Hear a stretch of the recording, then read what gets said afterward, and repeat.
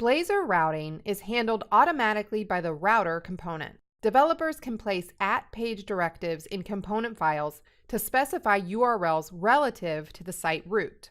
URL parameters are also supported where parts are extracted from the URL template and passed to parameter properties of the Blazor component.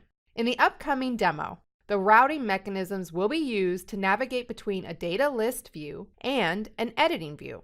For editing purposes, several components are included in the Blazor libraries, and you'll see some examples. An extensible validation system with out-of-the-box support for data annotations is also available. All right, I'll start with a sample project that has a demo data layer in place. Here is the implementation that delivers a few rows of sample data and implements several utility methods declared in the interface iData layer. A list view is already in place that displays the data in a table. The dependency injection mechanism that provides the data layer reference to the page component has been demonstrated in a previous video. At the top of the component file, you can see the razor instruction @page, which defines the URL of the page relative to the site route. The file index.html includes a base tag, which is necessary for the Blazor routing mechanisms to work correctly. In app.cshtml, you find a line that instantiates the router component. There's just one additional property that could be specified for the router as required, and it's called fallback component, and the specified component is rendered when a route can't be resolved.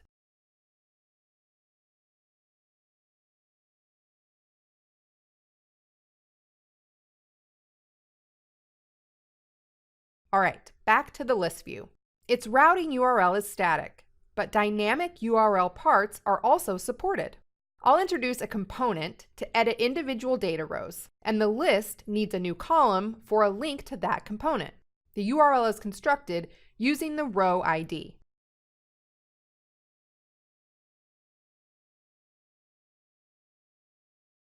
I create a new component to edit a data row.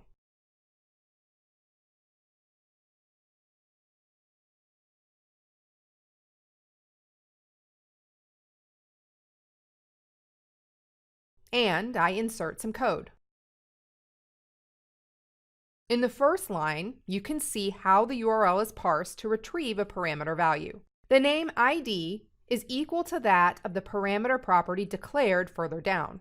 It's also possible to receive parameters without type specification using string parameter properties, but it's a good recommendation to restrict the types where possible. When onInit is executed, the parameters are already available. In the sample, I use the ID value to retrieve an editable data object from the data layer. Note that you can include more than one parameter in a URL pattern. You can also have more than one @page directive for a single component, in case that component needs to handle more than one routing pattern. You may need to check parameter values to find out which parameters have been passed to the component via the URL. I run the application.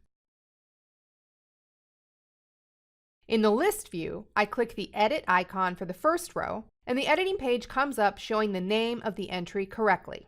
I go back and click the second row, and this also comes up as expected. With the routing configuration out of the way, I implement an edit form for the trophy type. Blazor provides several types for the form itself and a selection of editor controls.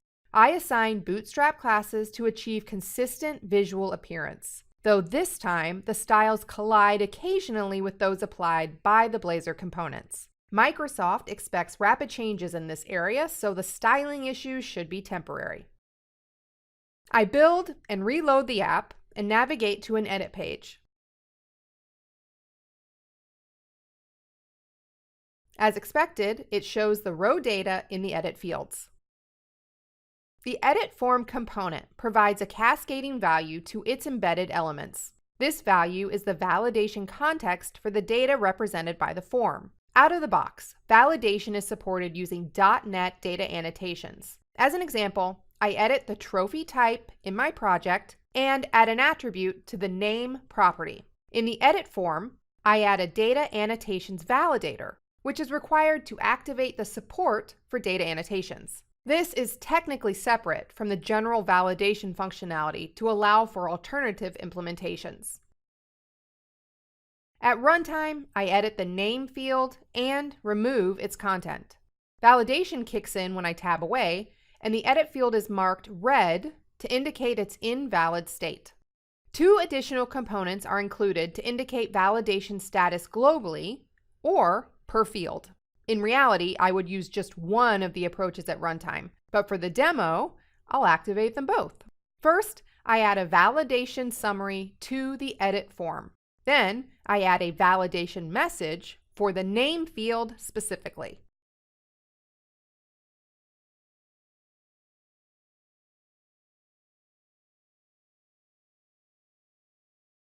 At runtime, you can see that the validation error message is now shown in both places. As a final demo, I'll create a custom validation feedback component based on the Bootstrap framework, since the editors are already styled in the same way. I add a new component and call it Bootstrap Invalid Feedback.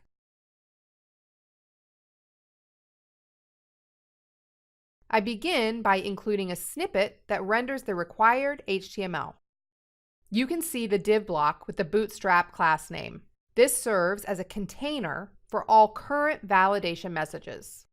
Now, I insert code that implements a cascading parameter. This parameter receives the validation context passed down by the edit form. The mechanism of cascading values and parameters has been demonstrated in our component structure video. Since the feedback component will be instantiated for a specific field, I need a parameter to receive the field definition. The property for can be set to a lambda expression similar to that I used a moment ago with the standard validation message component. After all parameters have been configured for the component instance, I create a field identifier on the basis of the lambda. You'll notice that the type specified for the parameter for uses a generic parameter t. This has not come up in our demo so far. Blazor components can be generic. The type parameter must be declared using a razor directive. So I add this to the top of the file.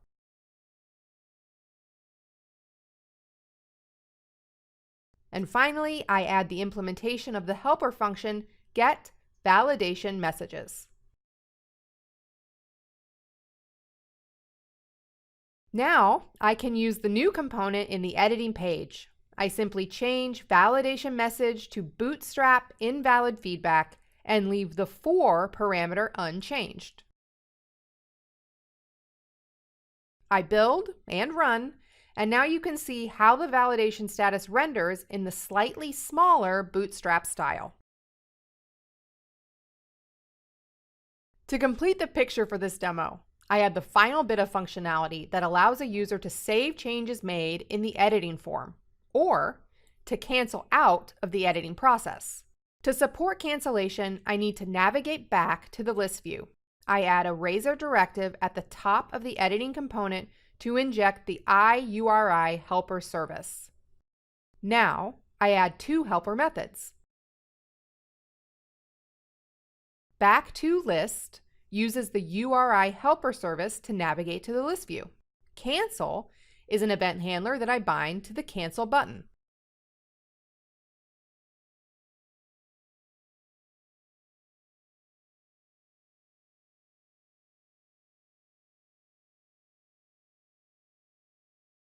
Finally, I add the method validSubmit. The implementation passes the changed object back to the data layer for persistence.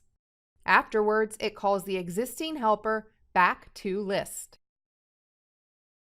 I configure the new method as a handler for the onValidSubmit event on the edit form. This handler is called once the form is submitted and validation does not return any errors. Now, in the running application, I can edit a row from the list view, make changes, and persist them.